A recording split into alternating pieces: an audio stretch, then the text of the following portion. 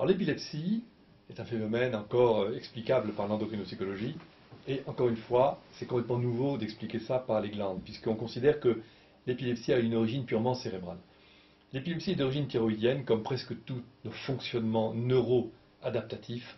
La thyroïde est majeure et est impliquée directement.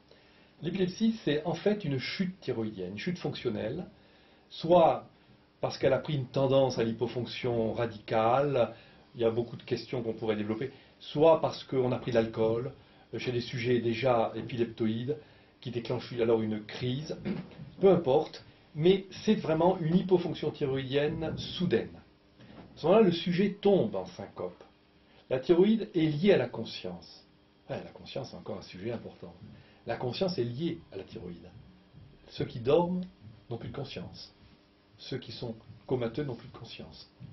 Sauf peut-être la sensorialité auditive. Ceux qui sont anesthésiés n'ont plus de conscience.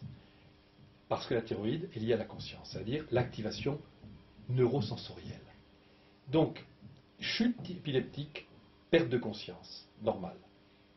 Aussitôt, la surrénale compense.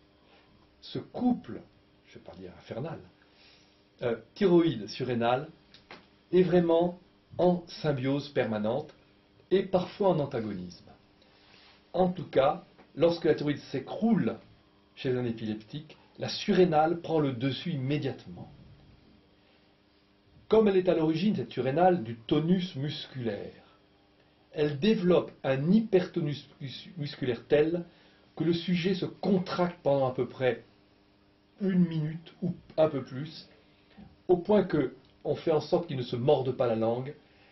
Et cette contraction est telle et dépense tellement d'énergie qu'à un moment donné, il y a épuisement de cette tonicité et de cette surrénale, et elle lâche prise. À ce moment-là, il y a lâcher sphinctériel concomitant. Voilà pourquoi les épileptiques font sous eux en raison de cette absence totale de contrôle sphinctériel et musculaire.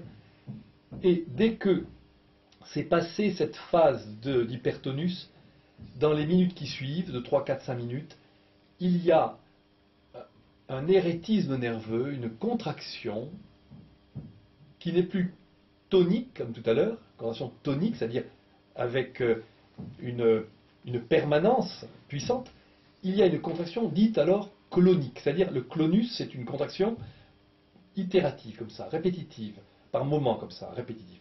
Donc, il y a une contraction clonique qui provient là de la thyroïde, c'est-à-dire, en fait, qui proviennent des automatismes nerveux qui sont dus à une thyroïde très basse qui est en train de remonter la pente. À ce moment-là, le sujet a une thyroïde qui remonte et parallèlement, la conscience revient, il se réveille et sa crise est terminée.